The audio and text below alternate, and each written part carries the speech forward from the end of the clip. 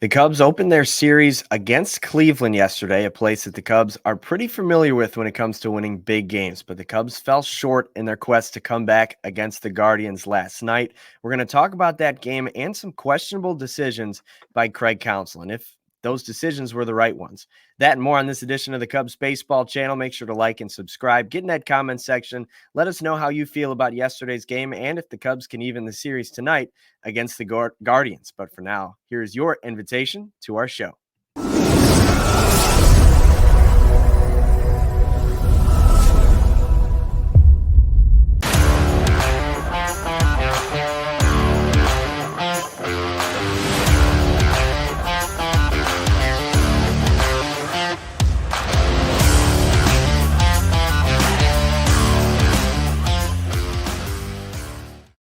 What's up, everybody? Welcome to the Cubs Baseball Channel. My name's Anthony Pasquale. He is Mick Gillespie. You can find him on Twitter at Broadcaster Mick. You can find me at Ant_Pasquale3. And you can find the Cubs Baseball Channel on Twitter, Instagram, and TikTok. So make sure to follow us on there and keep track of everything we're posting. We're talking Cubs 24/7 on all these different platforms. So make sure to follow us on there. The Cubs entered this series against Cleveland, winners of 4 of 5 series, but they lose the opener 9-8. And it was a pretty crazy game. Mick, your initial thoughts?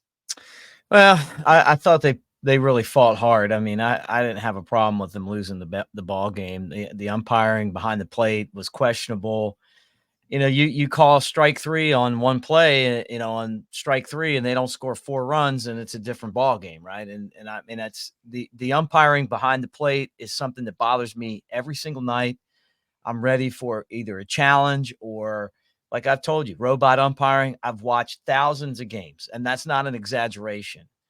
And once in a while, you get great umpiring. Sometimes you get good umpiring, and then there's just like they're humans. They're going to miss calls.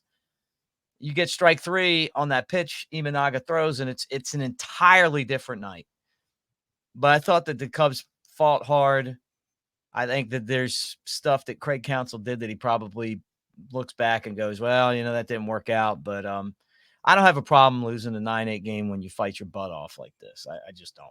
Yeah, I mean, the one thing that hurts about it is the Cubs were obviously one win away from getting back to that 500 plateau, and now all of a sudden they're 2 games under. So you got to just do some more work to dig yourself out of that hole. But let's recap the game just kind of scoring wise. The Cubs got off to a pretty good start. Ian Happ, the birthday boy, homered to give the Cubs a 2-0 lead, and then Pete Crow-Armstrong hit his, I think, 5th of the season to make it 3-0. Then Cleveland scored 8 unanswered and took an 8-3 lead. Some of those runs against Shota Imanaga were unearned. Isaac Paredes had a tough play, made an error on it, and all those runs that scored after were unearned. Then in the top of the 7th, up against the best bullpen in baseball,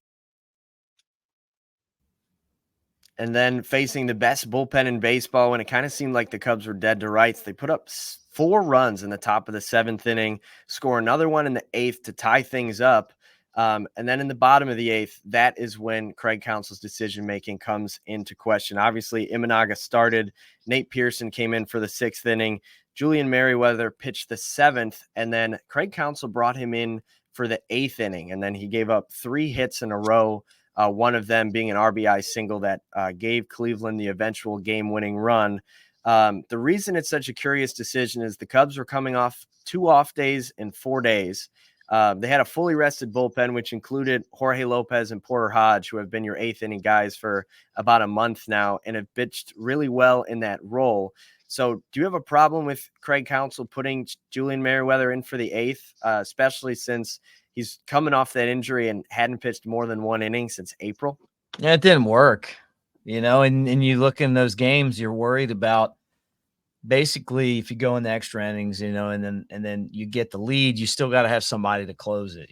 That's the tough part about baseball. Anytime you get to the bottom of the 8th inning tied, the home team has 6 outs for every 3 that you have. They get the 3 that they're going to use to your 3. And then if it's still tied, they get 3 more to win it. So, and I get that. I know Merryweather's still coming back and he gave up the run. Obviously you probably looking back, if you didn't know he was going to give up some runs, you'd somebody else. But I like the way they fought, man. I mean, these are tough games. I mean, it's a good team. Cleveland's got like they're hitting home runs on balls that aren't even in the strike zone. They're scooping them off the plate, knocking them out. It wasn't the Cubs' night, but I'll tell you what I'll take from this the most is that they didn't play like a dead fish last night. They fought, and you're not going to win every night in baseball. But if you give that type of effort every single night and you get contributions all the way down the lineup, you're going to win a lot more games than you're going to lose. I'm more concerned with how crappy they looked at the beginning for most of the season. Yeah. They didn't show any life. Like, they fought, man. I mean, like, I'll tell you, man, it's tough because it's such an important game. You get back to 500, it changes things. But I like the way that the team played, despite the fact that they didn't win. Yeah, you have to be proud of the way they fought. And I think that's also what makes the loss hurt so bad is you climb all the way back to tie it against such a quality team. You really want to squeak that win out, which changes the way you look at the series. But now the Cubs are going to have to really, bear down for these next couple of games and make sure you at least get one and hopefully go back to win the series. But the biggest thing I noticed watching yesterday's game was that Emmanuel Clase is what separates the Guardians from the Cubs. He's got 36 saves. I think only 1 or 2 blown all season long. He leads the league. His ERA is 0.65. He's been incredible for them. And it hurts for one of 2 reasons. One, he was rumored to be a trade piece the Cubs were looking for in the offseason, and the Guardians wanted Christopher Morel, and the Cubs didn't want to pay that price. Looking back on it, you would do that 10 times out of 10. Like, that would have been a no-brainer. Obviously, hindsight's 2020. But secondly, if you had a guy doing half of what Emmanuel Clase is doing, you're probably first place or just a few games off of that. And I think that watching him shut you down in the 9th not only hurts because you lose that game, but also reminds you of maybe what could have been this season. Yeah. Well, I don't know if that's what the trade was going to be, but I might have made it. I mean, there was questions about him, and now he's saving games 3 times in a row. Maybe he'll be back 4 times in a row. Big, strong guy, and he's, and he's a big piece of why Cleveland's a team that is going to make the playoffs if the season ends today. So, but you know what? They traded Morel, and I know Paredes made a big error, but they did get him. It's so hard to think about trades you didn't make and why you didn't make them and what the other parts of it were. But Cubs got to get a closer. Cubs got to get a catcher. Yeah. And that's it. And why is Cleveland able to develop those positions and the Cubs aren't? Those are questions that they have to ask themselves, and organizational questions. Are they drafting that position? Are they drafting closers? Is it something that you can trade for? Do you go out in free agency and get it? But they've got to get it. They need these guys because it takes that to win. I mean, you win a World Series, you had the best closer, one of the best closers of his time in Chapman, right? This Clase makes Cleveland a team that if you get the lead in the 9th inning, they're going to win most of the time. So, I mean, he was throwing 100, and I just said, well, he's thrown 2 days in a row. They're not bringing him out again. Yeah, they are. Yeah. I thought they wouldn't. You usually don't see that, especially with those guys that throw such, volume. But that's 3 days in a row now for Clase. So maybe the bright side of it is he might not pitch tonight or tomorrow if you're in another close game.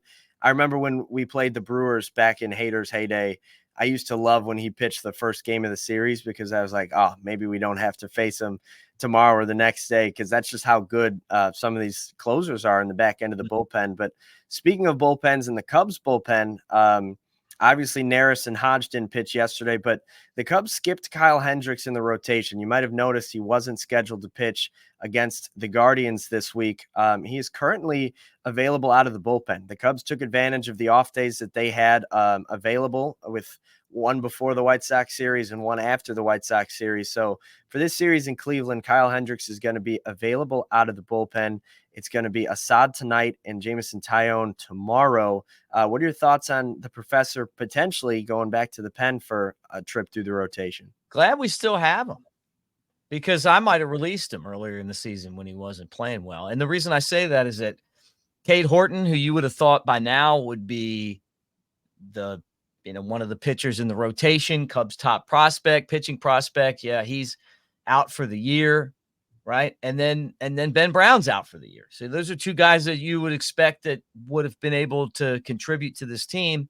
They both have injuries, shoulder injury for Horton. That was coming off of what, like a lower back injury or something. Yeah.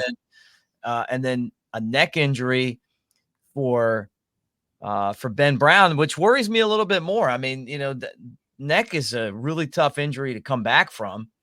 And so they're not available. And Kyle Hendricks just keeps on rolling along. Is he Kyle Hendricks from 2016, 2007? No, he's not. But at least he's an option for you. And here he is going back to the bullpen, because if you get a chance with off days to skip him in the rotation, it makes sense. I think that the concern is I just want to see Javier Assad kind of get back to having some shorter pitch to contact innings, because it just seems like his innings last forever. He gets into these spots where he just can't get the last strike. And that's something that I've noticed since he's come back from the IL.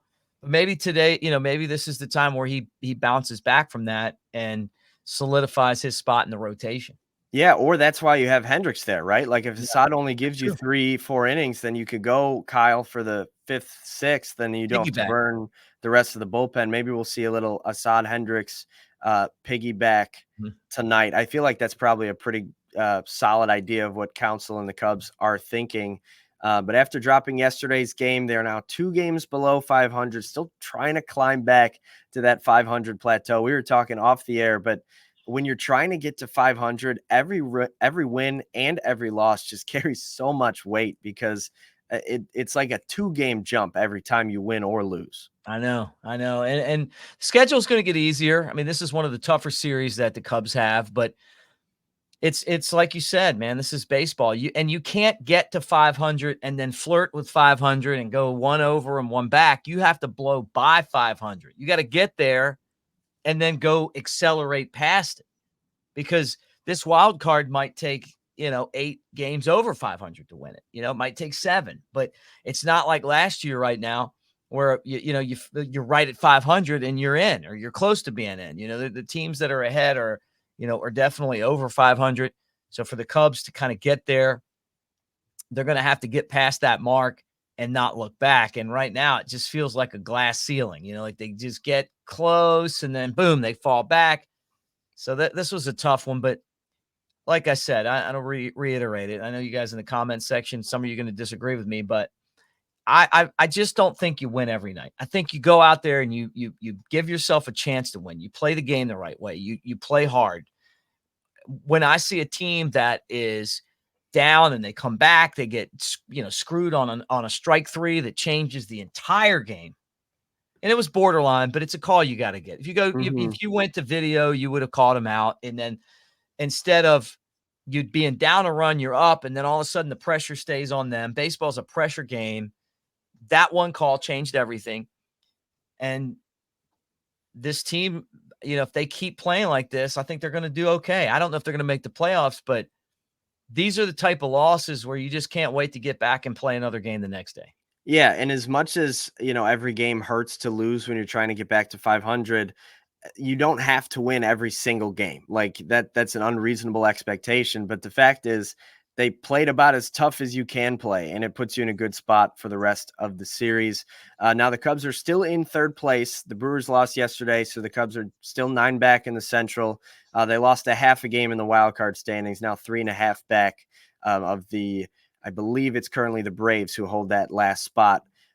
Here's what the numbers say: 7.7% chance to make the playoffs, 2.3 to win the division. But like you said, a game like yesterday makes you so excited to play today. And that's what the Cubs have a chance to do against the Guardians once again, 5:40 Central. So not quite super late. You're going to be able to watch it maybe right after dinner. We talked about it. Javier Assad going. He's 5-3 with a 3.24 ERA. And we expect Kyle Hendricks to piggyback off of him up against Matthew Boyd, making his first start of the season, his first start with the Guardians. Last season, he had a 5.45 ERA in 15 starts before his injury, and he's been rehabbing, I think, for about a year now. So good for him to get back on the mound. I just hope the Cubs don't give him a warm welcome. Yeah, no, I want to see the Cubs beat this guy into the ground. And the way the lineup's going right now, this isn't the type of team you want to come back from an injury to face. I like the way that they're attacking. I'm the bottom of the lineup contributing. So it's not just the guys at the top. And by doing that, you're seeing that the entire lineup is becoming better. Hitting's contagious, right? and the Cubs have some kind of a cold right now. Exactly. And the other thing is you probably don't expect Boyd to go super deep into the game. So facing so many of Cleveland's bullpen yesterday, and probably wearing some of those guys out should also make for a good recipe for victory. So we're saying, everything's pointing the Cubs' direction tonight. So hopefully they can go get a win and potentially have the professor back on the mound in Cleveland, where he's done some really awesome things in the past. But guys, thanks so much for joining us here on the Cubs Baseball channel. We always appreciate all the support, all the subscriptions, all the comments, and all the follows on TikTok, Twitter, and Instagram. So keep doing that. We love you guys, and we will talk to you tomorrow, hopefully after a Cubs win. Go Cubs.